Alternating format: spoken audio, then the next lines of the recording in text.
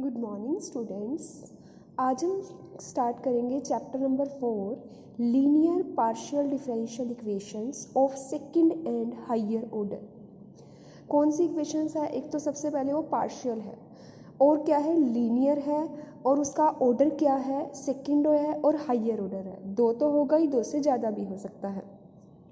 क्या क्या डेफिनेशन है linear partial differential equation of second and higher order की? अ पार्शियल डिफरेंशियल इक्वेशन, एक ऐसी पार्शियल डिफरेंशियल इक्वेशन, पहले तो देखो जब भी हम हायर ऑर्डर या सेकंड ऑर्डर की बात करेंगे उससे पहले वो पार्शियल इक्वेशन होनी जरूरी है। पार्शियल डिफरेंशियल इक्वेशन मैंने आपको बताई थी फर्स्ट चैप्टर में। पार्शियल डिफरेंशियल इक्वेशन कौन सी होती है? एक ऐसी इक्वेशन जिसमें एक से ज़्यादा इंडिपेंडेंट वेरिएबल्स होते हैं, is known as the partial differential equation, in which a partial differential equation in which the dependent variable and its partial derivative occur only in first degree and are not multiple together, their coefficient being constant or function of x and y is known as a linear partial differential equation। ये definitions आपको अच्छी तरह आनी चाहिए क्योंकि आगे higher education में, MSc के एंट्रेंस में या नेट में भी इन डेफिनेशंस का काफ़ी यूज़ है। PD partial differential equation maths, आगे हायर लेवल में नेट में भी इसके काफ़ी क्वेश्चंस आते हैं, इसलिए इसको थोड़ा ध्यान से देखो। एक ऐसी इक्वेशन जिसमें डिपेंडेंट वेरिएबल, पहले तो क्या है डिपेंडेंट, आपको पता है जैसे जेड है, अब इसमें डिपेंडेंट क्या है? जेड है। इंडिपेंडेंट क्या है? इंडिपेंडेंट है आपके पास एक्स एंड वाई। वो कहता है कि डिपेंडेंट और उसके पार्शियल डेरिवेटिव सबकी डिग्री कितनी होनी चाहिए? 1 होनी चाहिए, एक से ज़्यादा नहीं हो सकती। डिग्री क्या होती है? डिग्री वो होती है कि जैसे हायर डेरिवेटिव जो होता है उसकी डिग्री क्या है, उसकी पावर क्या है। जैसे हायर डेरिवेटिव यहाँ n है, कितना ऑर्डर है? n ऑर्डर की इक्वेशन है, उसकी पावर कितनी है? 1 है ना, तो वो उसकी डिग्री होती है। वो कहता है कि dependent variable and it's partial derivative जो हैं उनकी डिग्री 1 होनी चाहिए और दोनों मल्टीपल टुगेदर नहीं होने चाहिए। मतलब Z into curly z by curly x नहीं आ सकता, ये चीज़ गलत है, ठीक है। मतलब इस टाइप से आपकी होनी चाहिए कि जेड और करली जेड आपस में नहीं आने चाहिए। उसको बोलते हो आप linear partial and their coefficient being constant. उसके कोफिशिएंट क्या होने चाहिए? या तो कांस्टेंट होने चाहिए या being a function of x and y होने चाहिए। मतलब क्या है, देखो ये चीज़ नहीं आनी चाहिए जेड इंटू में करली जेड बाई करली एक्स, ये चीज़ नहीं आनी चाहिए। ये आ सकती है एक्स करली जेड बाई करली एक्स, तो क्या है डिपेंडेंट और उसके जो डेरिवेटिव्स होते हैं उनका प्रोडक्ट नहीं होना चाहिए, ये चीज़ नहीं होनी चाहिए। ये हो सकती है y curly z by curly x हो, वाई हो सकता है, इस टाइप से हो सकता है x into curly z by curly y, ये सब चीज़ें हो सकती है। और क्या है, और उसने क्या बोला कि dependent variable and partial derivative की फर्स्ट डिग्री होनी चाहिए। ये क्या है? ये तो उसका क्या है? ये तो उसका ऑर्डर है। डिग्री फर्स्ट मतलब ये नहीं होना चाहिए, ये 1 होनी चाहिए, ठीक है, ये चीज़ ध्यान रखना। तो उसको हम क्या बोलते हैं? देयर कोफिशिएंट बीइंग कांस्टेंट होने चाहिए या functions of x and y होने चाहिए। उसको आप क्या बोलते हो? Linear partial differential equation. अब जर्नल फॉर्म दे रखी है linear partial differential equation order n की, और n का मतलब ऑर्डर क्या होता है उसका? जितना हायर ऑर्डर डेरिवेटिव होता है। कितने ऑर्डर का डेरिवेटिव है? nth डेरिवेटिव है, तो कितने ऑर्डर की इक्वेशन होगी? n ऑर्डर की। इसकी पावर कितनी है? 1 है, तो कितनी डिग्री होगी इसकी? 1 हो गई। ए नोट करली जेड करली एन जेड और करली एक्स एन प्लस ए वन करली एन जेड करली एक्स की n-1 इंटू करली वाई प्लस A2, इस टाइप से आपकी जनरल इक्वेशन है, is equals to function of x and y where a naught A1 AN b naught B1 BN up to son m naught, ये क्या है? Constants हैं या क्या हो सकते हैं? Functions of x and y हो सकते हैं। तो इसकी डेफिनेशन कई बार एग्जाम में भी आ जाती है 2 नंबर की कि लीनियर पार्शियल डिफरेंशियल इक्वेशन बताओ क्या होती है, तो आपको ये सारी डेफिनेशन लिखनी पड़ेगी, इसकी जनरल फॉर्म लिखनी पड़ेगी। अगली डेफिनेशन क्या है? Linear homogeneous. होमो मीन्स क्या होता है? सब समान, सब एक जैसे होने चाहिए। Homogeneous partial differential equation order n की। होमो मीन्स सारे सेम, ऑर्डर n का मतलब अगर सारे डेरिवेटिव्स क्या हो इस इक्वेशन में सेम ऑर्डर के हो जाए, मतलब इसका ऑर्डर भी n, इसका ऑर्डर भी n, इसका ऑर्डर भी n, इसका, अगर ऐसा है तो वो कौन सी कहलाएगी? होमो। अदरवाइज कौन सी होगी? Non homogeneous. देखो, if all the derivatives appear in the differential equation first are of same order, सारे किस ऑर्डर के होने चाहिए? सेम ऑर्डर के होने चाहिए, तो इस इक्वेशन क्या कहलाएगी? Linear homogeneous. लीनियर का मतलब क्या था? डिग्री तो 1 नहीं लेनी है, लेकिन होमो और नॉन होमो की बात होगी। होमो कौन सी होगी, सारे ऑर्डर कितने होने चाहिए, सेम होने चाहिए। nth ऑर्डर की बात है तो सारे ऑर्डर कितने होने चाहिए, nth ऑर्डर के होने चाहिए। जैसे देखो ये कितने ऑर्डर का है, n, ये कितने ऑर्डर का है, n, ये कितने ऑर्डर का है, n, अप टू सोन। तो ये कौन सी इक्वेशन है, होमो। देखो इस चैप्टर पीडी एक ऐसी है कि आपको इतनी क्वेश्चन, आपको इतनी थ्योरी से क्लियर नहीं होती चीज़ें, पहले आपको क्वेश्चंस करने पड़ते हैं, क्वेश्चन से आपको थ्योरी क्लियर हो जाती है कि हाँ हमने इस थ्योरी में ये चीज़ पढ़ी थी। इसलिए जो चीज़ क्लियर नहीं हो रही उसको ध्यान रखना और उसको क्वेश्चन से रिलेट करके देखना कि हमने क्या चीज़ पढ़ी थी। वो कहता है when all the derivatives are not of the same order, अगर सारे डेरिवेटिव सेम ऑर्डर के नहीं हैं तो इक्वेशन आपकी कौन सी बन जाती है, non homogeneous partial differential equation. Next है आपके पास ये नोटेशंस आपको याद रखनी पड़ेंगी, कुछ नोटेशंस हैं इसकी जिसका यूज़ होता है क्वेश्चंस में, कि करली जेड करली बाय करली एक्स किसको डिनोट करता है, डी को, करली बाय करली वाई किसको डिनोट करता है, डी डैश को। ये ध्यान रखना, ये चीज़ें इंपॉर्टेंट है, इसको आपको याद रखना, इसको क्वेश्चंस में यूज़ करते हो कि डी जहाँ आए, जहाँ वो उसका मतलब होता है करली बाय करली एक्स, या करली बाय करली एक्स मतलब आए उसका मतलब होता है डी, जहाँ डी डैश आए उसका मतलब होता है करली बाय करली वाई। डी एन का मतलब क्या होता है कि वो एन बार है, मतलब जैसे आपके पास क्वेश्चन में मान लो ये आ गया करली स्क्वायर करली एक्स का स्क्वायर, तो इसका मतलब क्या है D2। क्लियर हुई ये चीज, मतलब उसकी डिग्री कितनी हो, उसका ऑर्डर कितना हो जाएगा, 2 डिग्री तो 1 ही रहनी है। लीनियर होमोजेनियस की बात कर, लीनियर पार्शियल डिफरेंशियल इक्वेशंस की बात करो, इसका मतलब क्या है, उसकी ऑर्डर कितना है, 2 ऑर्डर है।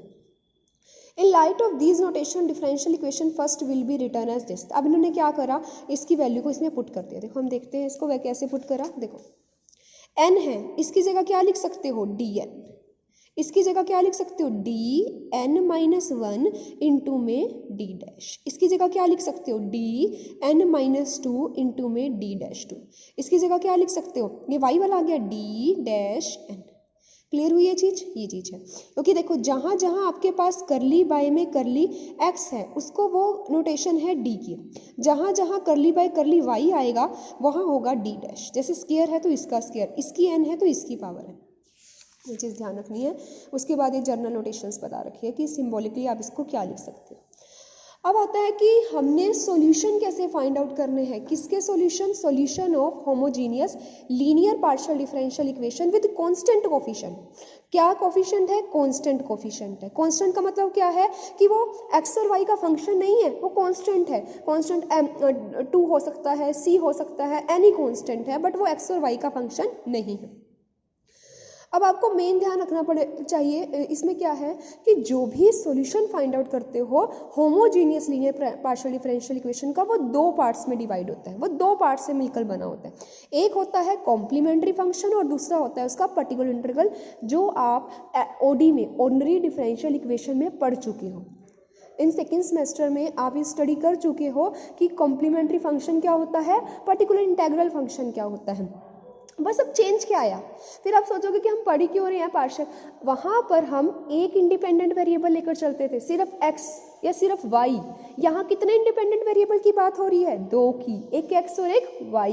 वहाँ आप क्या करते थे, सीधा डी में इक्वेशन 0 की होती थी, आप उसको m मान लेते थे तो आप उसका सॉल्यूशन फाइंड आउट करते थे। बाकी सब प्रोसीजर सेम है, कॉम्प्लीमेंट्री फंक्शन और पर्टिकुलर इंटीग्रल वही सेम चलेगा कि 2 पार्ट्स होते हैं किसी भी होमोजीनियस इक्वेशंस के, जो भी सेकेंड ऑर्डर है उससे ज़्यादा होती है, ज़्यादा ऑर्डर की होती है, उसके 2 पार्ट्स होते हैं। लेकिन क्या फ़र्क आया, ऑर्डिनरी डिफरेंशियल इक्वेशन में इंडिपेंडेंट वेरिएबल एक होता था, यहाँ कितने हैं इंडिपेंडेंट वेरिएबल, एक से ज़्यादा है, तो बस वो चेंज आएगा। इफ़ अब देखो ये थ्योरम की सिर्फ आपको स्टेटमेंट ध्यान रखनी है, क्योंकि इसमें क्वेश्चंस आते हैं, बस आपको स्टेटमेंट ध्यान होनी चाहिए कि कैसे क्या चीज़ है। वो कहता है कि अगर u अभी इन दिस इक्वेशन हम क्या करते हैं, जैसे ये फंक्शन बनता है आपका equals to f, then complementary function कैसे होता है, जब आप लेफ्ट साइड को क्या पुट करते हो, इक्वल टू 0। तो विच स्टेट दैट, जब लेफ्ट साइड को इक्वल टू 0, ये आप चीज़ें पढ़ चुकी है ऑर्डिनरी डिफरेंशियल इक्वेशन में, जब आप लेफ्ट साइड को इक्वल टू 0 पुट करते हो तो वहाँ से आपके पास कॉम्प्लीमेंट्री फंक्शन फाइंड आउट होता है।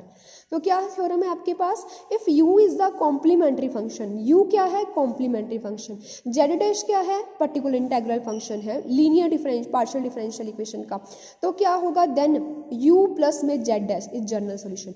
जर्नल सॉल्यूशन कैसे फाइंड आउट होता है, दोनों के सम से, पहले कॉम्प्लीमेंट्री फंक्शन फाइंड आउट करोगे, फिर particular integral function find out करोगे, फिर जब आप दोनों का सम कर दोगे तो आपके पास क्या आ जाएगा, आपके पास उसका जर्नल सॉल्यूशन आ जाएगा।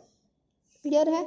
इसकी प्रूफ की ज़रूरत नहीं है, सिर्फ आपको ध्यान रखना है कि किसी का भी जनरल सॉल्यूशन कैसे निकलता है सेकंड ऑर्डर या higher order linear partial differential equation का। पहले कॉम्प्लीमेंट्री निकालोगे, फिर पर्टिकुलर इंटीग्रल निकालोगे, फिर दोनों का सम कर दोगे। नेक्स्ट थ्योरम क्या है कि अगर u1 u2 un are the solution of homogeneous linear partial differential equation this, मतलब इसके कॉम्प्लीमेंट्री सॉल्यूशंस आए हैं सारे, तो क्या होगा इनका सम, इनका लीनियर कॉम्बिनेशन, ये क्या है लीनियर कॉम्बिनेशन हुआ, c1 u1 c2 u2 c3 u3 is also a solution बनेगा, ये भी क्या बनेगा सॉल्यूशन। ये इंपॉर्टेंट थ्योरम है, इसका कई ये आपने ओडी में पढ़ रखी है, ऑर्डिनरी डिफरेंशियल इक्वेशन में सारी थ्योरम्स आ चुकी हैं।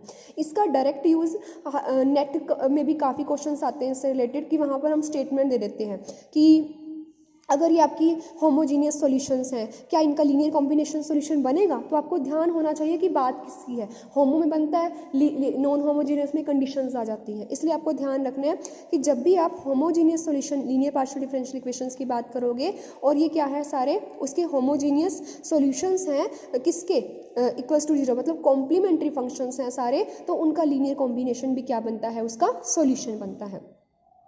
ठीक है, नेक्स्ट आते हैं हम method to find complementary function. सिर्फ इसके स्टेटमेंट्स आपको याद होनी चाहिए। Methods to find complementary function of linear homogeneous partial differential equation with constant coefficient.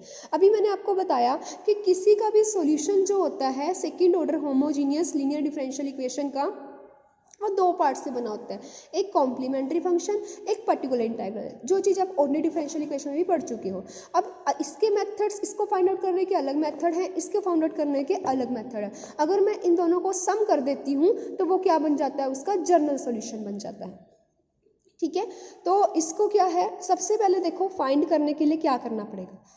पहले तो given equation is of type this, जो गिवन इक्वेशन है ना, ये क्वेश्चन से आपको ज़्यादा क्लियर होगा, सिर्फ एक बार देख लो कि इसमें करना क्या होता है। आपके पास इस टाइप की इक्वेशन होगी, ए नोट ये सारे क्या है कांस्टेंट हैं, क्योंकि हम किसकी बात कर रहे हैं, विद कोफिशिएंट कौन से हैं उसके, कांस्टेंट हैं। कॉम्प्लीमेंट्री फंक्शन के लिए क्या करते हो, लेफ्ट साइड को इक्वल टू 0 पुट कर देते हो। ये स्टेप्स हैं उसके कॉम्प्लीमेंट्री फंक्शन को फाइंड आउट करने के लिए। स्टेप फर्स्ट क्या है, सबसे पहले गिवन इक्वेशन इस टाइप की लिखनी है, इस टाइप की आपको लेकर आनी है। जैसे मान लो करली वाली फॉर्म है तो उसको आप जेड में कन्वर्ट करोगे और इस फॉर्म में आप उसको लेकर आओगे। Complementary function is the solution of किसका होता है, इसका, जो इसका आंसर आएगा वो कॉम्प्लीमेंट्री फंक्शन का सॉल्यूशन फाइंड आउट होगा। ठीक है, फिर उसके बाद आपको क्या करना होता है, उसको सॉल्व करना होता है, फैक्टर्स फाइंड आउट करने होते हैं जो आप चीज़ ओडी में पढ़ चुकी हो। One solution of any of type, या तो इस टाइप से हो सकता है या इस टाइप से, to find the general solution of this equation का। फिर इसका जनरल सॉल्यूशन फाइंड आउट करते हो, वही सेम जैसे आप चैप्टर नंबर फर्स्ट में पढ़ के आए हो, चैप्टर नंबर सेकंड में पढ़ के आए हो। क्या होता है, जो इसका कोफिशिएंट होता है, इसका कोफिशिएंट होता है, वो कैसे करते थे, Lagrange auxiliary equation, dx by में कैपिटल P, dy बाई में कैपिटल Q, dz बाई में R। कैपिटल P इसका कोफिशिएंट 1, कैपिटल Q इसका coefficient -m1, capital dz by में R क्या है 0। तो इस टाइप से आप इसके सॉल्यूशन फाइंड आउट करते हो। तो आपको ना ये ज़्यादा करने की जरूरत नहीं है, आपको इसके केसेस ध्यान रखने हैं कि कैसे हम इसके केसेस करेंगे जो हम क्वेश्चंस में डायरेक्ट यूज़ करते हैं। तो अब इसके देखो केसेस हैं कि जैसे आप रूट फाइंड आउट करोगे, जैसे आप ऑर्डिनरी डिफरेंशियल इक्वेशन में इसके रूट फाइंड आउट्स करते हो, तो क्या है कि जब आपके पास m1 m2 mn सारे डिस्टेंट रूट्स हैं तो कोरस्पॉन्डिंग सॉल्यूशन आपका ये आएगा। आपको इसके सॉल्यूशंस याद रखने हैं सिर्फ, क्योंकि आप इसका डायरेक्ट यूज़ करते हो, आपको इसके ये प्रूफ याद रखने की जरूरत नहीं है। क्या है कि सारे रूट्स कैसे हैं, आपके डिस्टेंट रूट हैं। किस कौन सी इक्वेशन के, इक्वेशन नंबर 8 के, ये इक्वेशन है आपकी, ये इक्वेशन है, इस टाइप की आपकी इक्वेशन बनेगी। इसमें ये इक्वेशन है, इस टाइप की इक्वेशन आपको बनेगी। तो इस टाइप के रूट क्या होते हैं, दिस। हाँ जी, ये चीज़ ध्यान रखना, ये इंपॉर्टेंट। सबसे पहले आपको इसके लिए क्वेश्चंस में याद रखनी है ये इक्वेशन, कि ये इक्वेशंस की फॉर्म में लेकर आना है। फिर कॉम्प्लीमेंट्री फंक्शन के लिए किसका सॉल्यूशन आता है, जब हम लेफ्ट साइड को इक्वल टू 0 पुट करते हैं तो जब उसको सॉल्व करते हो वो कॉम्प्लीमेंट्री फंक्शन का सॉल्यूशन आता है आपका। फिर आपको ये ध्यान रखना है कि the equation is satisfied it this. ये क्या है कि आपने क्या करना होता है, डी जहाँ जहाँ डी है उसको पुट करते हो m, जहाँ जहाँ d डैश है उसको पुट करते हो 1, क्योंकि यहाँ किसकी बात है, pd की। कितने इंडिपेंडेंट वेरिएबल हैं, 2, तो किसको क्या करना, 2 ऑर्डर की हाइयर है, हम यहाँ नॉर्मली 2 ऑर्डर की बात कर रहे हैं। तो d को क्या पुट करना है m, d डैश मतलब जो d डैश क्या है, करली बाय उसको क्या पुट करना है 1। क्लियर है। तो इन f इंटू में इस इक्वेशन में तो जो कॉरेस्पॉन्डिंग रूट आ जाएंगे वो इस फॉर्म की आएगी। अब डिफरेंट रूट देखो क्या हो सकते हैं कि सारे रूट आपके डिस्टिंक्ट रूट हैं इक्वेशन नंबर 8 के, तो आपको ये सोल्यूशन याद रखना है। ठीक है, जब जितनी प्रैक्टिस करोगे क्वेश्चंस की आपको ये सोल्यूशन उतना समझ आता जाएगा, कॉम्प्लीमेंट्री फंक्शन निकल जाएगा। फिर क्या है, व्हेन ऑक्सिलरी इक्वेशन है रिपीटेड रूट, मतलब m1 m2 सारे रिपीटेड रूट आ रहे हैं, तो उसके लिए सॉल्यूशंस कैसे होगा, उसके लिए आपको ये चीज़ ध्यान रखनी है। इसकी मैं आपको टेबल भी बता दूंगी कि वहाँ से आपको ध्यान रहेगा कि उसके लिए आपके सॉल्यूशंस आएंगे। ये चीज़ कितने सॉल्यूशंस हैं, r रूट रिपीट हो रहे हैं, तो आपको आप इसमें आगे टेबल भी दे रखी होगी कि जिससे आपको डायरेक्ट पता लग जाए। हाँ जी, ये चीज़ आपको ध्यान रखनी है, ये वाली चीज़ सारे पूरे चैप्टर के लिए आपको ये चीज़ ध्यान रखनी है कि मान लो आपके पास गिवन इक्वेशन ये है, वर्किंग रूल क्या होते हैं कॉम्प्लीमेंट्री फंक्शन फाइंड आउट करने के लिए, बस इसमें कुछ ज़्यादा नहीं है, इसका प्रूफ करने की जरूरत नहीं है। आपको सीधा ये ध्यान रखना है कि कॉम्प्लीमेंट्री फंक्शंस के जब रूट्स क्या होते हैं, अगर तो right m in the place of d, ये स्टेप्स ध्यान रखना जो मेन आप क्वेश्चंस में यूज़ करते हो। Right m in the place of d, m को किसकी प्लेस में यूज करना है, d में, 1 को किसके प्लेस में यूज करना है, d डैश के, in the coefficient of z on RHS of first equation and put the result obtained equal to 0 to obtain the auxiliary equation. Solve the equation obtained in step first, वही same put करना, differential equation को solve करना आपको आता है। ये तो आप लोअर क्लासेस में पढ़ चुके हो कि रूट्स कैसे फाइंड आउट करते हो सेकेंड ऑर्डर की इक्वेशन के, तो वही सेम करना है। अगर रूट उसके डिस्टेंट हैं तो सॉल्यूशन उसका ये आएगा, ये आपको ध्यान रखना पड़ेगा सॉल्यूशन। अगर उसके रूट्स रिपीट हो रहे हैं m टाइम्स तो उसका सॉल्यूशन ये आएगा, और बाकी उसके रूट्स डिस्टेंट हैं। ठीक है, ये चीज़ ध्यान रखनी है, ये वर्किंग रूल आपको याद होना चाहिए इस पूरे चैप्टर के लिए, जो सबसे इंपॉर्टेंट चीज़ है। क्लियर है। उसके देखो जैसे इन्होंने करके दिखा रखा है एग्जाम्पल, ये इक्वेशन थी d4, d की जगह क्या पुट करना है m, ये करा, और d डैश की जगह 1, देखो d की जगह m, m4, माइनस में 2m की क्यूब, यहाँ तो 1 आ गया, प्लस में 2, d की जगह क्या पुट करना है m, d डैश क्यूब की जगह 1 इक्वल्स टू d डैश की जगह कितना आ गया 1, ये चीज़ आ गई। इसके रूट्स तो फाइंड आउट करने आते हैं आपको, 4 डिग्री की भी कर चुकी हो, ये तो आप लोअर क्लासेस में पढ़ चुके हो। सारे रूट्स क्या आए इसके, 3 रूट सेम आए, एक डिफरेंट आया, तो उसका सोल्यूशन आप ऊपर से देखोगे क्या बनेगा। ठीक है, ये क्या करा सिर्फ, ये अभी हम सिर्फ कॉम्प्लीमेंट्री फंक्शन फाइंड आउट कर रहे हैं, अभी हम पर्टिकुलर इंटेग्रल पे नहीं आए हैं। अब हम चलते हैं पर्टिकुलर इंटेग्रल की बात। अब देखो, अब पर्टिकुलर इंटेग्रल के लिए आप इसके सीधा रिजल्ट याद रखोगे कि कैसे हम इसके पर्टिकुलर इंटेग्रल के लिए क्या क्या फॉर्मूला होते हैं। अगर आपके पास राइट साइड, पर्टिकुलर इंटेग्रल के लिए किसकी जरूरत होती है, राइट साइड की। अगर राइट साइड आपकी इस टाइप की है e की power ax plus b y, तो उसका पर्टिकुलर इंटेग्रल क्या होगा, आपने इसका डायरेक्ट याद रखना है रिजल्ट। तो उसका होगा कि जहाँ जहाँ d है उसकी जगह a पुट करोगे, जहाँ जहाँ d डैश है उसकी जगह b पुट करोगे, तो वो आपका पर्टिकुलर इंटेग्रल निकल जाएगा। क्लियर, इस पे ज़्यादा करने की जरूरत नहीं है, डायरेक्ट क्वेश्चंस आते हैं इसके, और वही उसी का ही यूज़ हायर एजुकेशन में है। तो आपने सीधा ये चीज़ें याद रखनी है कि पार्शियल डिफरेंशियल इक्वेशन में जब आप सेकेंड ऑर्डर की होमोजेनियस इक्वेशन को सोल्व करोगे तो क्या करोगे, d जहाँ पर होगा, जहाँ पर करली बाय करली x है उसको d पुट करोगे, जहाँ करली बाय करली y है उसको d डैश पुट करोगे, d की जगह m पुट करोगे, d डैश की जगह 1 पुट करोगे to find the complementary function के लिए, जो उसका सोल्यूशन आएगा वो कॉम्प्लीमेंट्री फंक्शन बन जाएगा आपका। इस तरह के सॉल्यूशन आप ऑर्डिनरी डिफरेंशियल इक्वेशन में फाइंड आउट कर चुके हो। अब पर्टिकुलर इंटेग्रल भी आप फाइंड आउट कर चुके हो। पर्टिकुलर इंटेग्रल किससे फाइंड आउट होता है, जो आपकी राइट साइड होती है। अगर राइट साइड इस टाइप का फंक्शन है तो पर्टिकुलर इंटेग्रल क्या बनेगा, सीधा क्या करोगे, जो ये आपका ये चीज़ क्या है, ये इक्वेशन है, जैसे पर्टिकुलर इंटेग्रल क्या होता है, ये चीज़ होती है, ये आपको ध्यान रखना है। तो अगर ये function particular integral right side से फाइंड आउट होगा, पहले तो क्या करोगे, जो फंक्शन है उसको 1 में दिस लिख लोगे for finding the particular integral function f of x comma y. तो क्या है कि अगर ये वाला फंक्शन किसकी फॉर्म है, ई की power a x plus b y, a any constant b any constant, तो क्या करोगे, सीधा ही डी की जगह क्या पुट करोगे ए, डी डैश की जगह क्या पुट करोगे बी, तो वहां से कौन सा फंक्शन, वहां से आपका पर्टिकुलर इंटीग्रल फंक्शन निकल जाएगा। क्लियर है, दोनों का सम कर दोगे तो वो उसका जनरल सॉल्यूशन आ जाएगा। नेक्स्ट है आपके पास, बस इसके रूल्स याद रखो यहाँ से, ये चीज ये जो इंपॉर्टेंट है जिसका आप क्वेश्चंस में यूज करोगे। नेक्स्ट क्या है, पर्टिकुलर इंटीग्रल इस टाइप का, जब आपके पास इस टाइप से फंक्शन हो तो क्या करना है, इसके लिए डी स्क्वायर को पुट करना है minus m square, d into d dash को पुट करना है माइनस एम इंटू एन, और डी डैश स्क्वायर को पुट करना है minus n square in this equation में। तो सेम यही साइन के लिए होगा और सेम यही कॉस के लिए होगा, तो आप particular integral function find out कर सकते हो। तो पर्टिकुलर इंटीग्रल के लिए तो ये चीजें आपको ध्यान रखनी है कि इस टाइप से आएगा आपको क्या करना है, इस टाइप से आएगा आपको क्या चीज करनी है। तो दो पर्टिकुलर इंटीग्रल हो गए, ठीक है। तो पहला पर्टिकुलर, सबसे पहले ध्यान रखना है कि पर्टिकुलर इंटीग्रल के लिए आपको लिखना कैसे है, ऐसे लिखोगे, फिर देखोगे कि ये फंक्शन किस किस टाइप का हो सकता है, उसको आप करोगे। देखो मैं आपको करके दिखाती हूँ एक बार। देखो आपके पास, जब आपके पास पर्टिकुलर इंटीग्रल फंक्शन को फाइंड आउट करना है, पर्टिकुलर इंटीग्रल फंक्शन को आपको फाइंड आउट करना है, तो कैसे करोगे, उसके लिए करोगे 1 में एफ इंटू में डी डैश इंटू में f of x comma y. अब पर्टिकुलर इंटीग्रल डिपेंड करेगा इस फंक्शन में कि ये फंक्शन किस टाइप का है।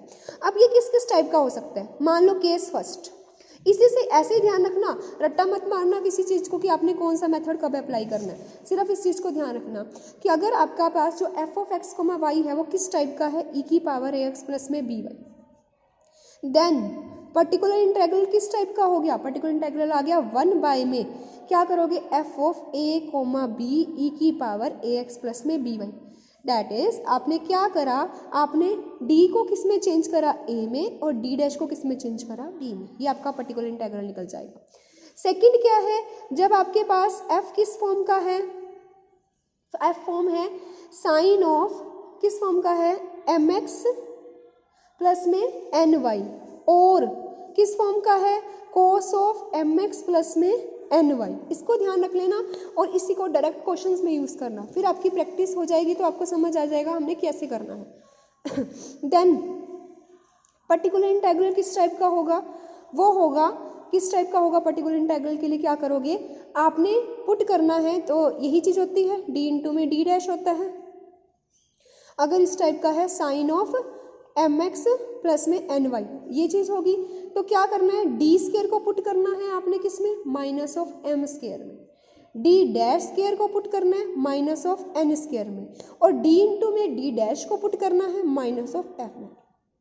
वो डिपेंड करेगा कि आपने इसमें कैसे चेंज करना है, वो क्वेश्चंस की प्रैक्टिस है आपकी, ठीक है। ये चीज़ ध्यान रखना। दो आप पर्टिकुलर इंटीग्रल, दो फंक्शंस हो गए, एक ई की पावर में हो तो तब आपने कैसे सोल्व करना है, जब साइन और कोस की फॉर्म में हो तो तब आपने कैसे सोल्व करना है। हाँ जी, अगर यहाँ 10 आ जाए तो आप उसको साइन और कोस में चेंज करें, ये चीज़ ध्यान रखना। अब थर्ड केस क्या है, थर्ड केस है आपके पास कि अगर आपके पास पर्टिकुलर इंटीग्रल किस टाइप का है, अगर आपके पास फंक्शन किस टाइप का है, ये है x की पावर m इंटू वाई की पावर n फॉर्म में हो, तब आप कैसे particular integral function find out करोगे। तो उसके लिए क्या मेथड है, पर्टिकुलर इंटीग्रल के लिए पहले तो वो इस फॉर्म में होगा, इस फॉर्म में लिखोगे उसको d into d dash x की पावर m वाई की पावर n। तो इसके लिए आपको क्या चीज़ करनी है, क्या होगा, जो नीचे होगा आप उसको ऊपर लेके चले जाओगे, मतलब f ऑफ d इंटू में d डैश का इनवर्स इंटू में x की पावर m y की पावर n लिख लोगे। फिर क्या करोगे, इसको एक्सपेंड कर दोगे इन दी ascending power of d and d dash and operate करोगे इसको असेंडिंग पावर में, उसको बढ़ती पावर में, बड़ा असेंडिंग बढ़ते ऑर्डर में उसको कर दोगे और उसको ऑपरेट करोगे इसको। ये आपको क्वेश्चन से ज़्यादा चीज़ें क्लियर होंगी। उसके बाद क्या है कि अब देखो ये चीज़ कर ली आपने, ये आपका पहला केस हो गया जब e की power x plus b y होगा। ये आपका सेकेंड केस हो गया जब sine of m x plus n y होगा। ये आपका थर्ड केस हो गया जब एफ ऑफ इसका फंक्शन होगा। अब फोर्थ केस देखो, when f of x comma y is a function of x y, इस टाइप से फंक्शन है तो इसके लिए क्या करना है, मतलब फंक्शन किसका है, एक्स कोमा वाई, मतलब एक्स और वाई का फंक्शन है, प्रोडक्ट नहीं है, एक्स कोमा वाई का फंक्शन। तो क्या करना है आपको, ब्रेक इनटू पार्शियल फ्रैक्शन। तो क्या करना है, इसको पार्शियल फ्रैक्शन में करना है, considering as a function of d and operate each partial fraction on remembering that. इसको ये चीज़ ध्यान रखनी है। देखो ये क्वेश्चन से आपको ज़्यादा चीज़ क्लियर होगी। तो जहाँ जहाँ आपके पास x को एज इट इज रखना है, y की जगह क्या पुट करना है, y की जगह पुट करना है आपने mx प्लस सी की फॉर्म पुट करनी है, तो वहाँ से आपका आ जाएगा।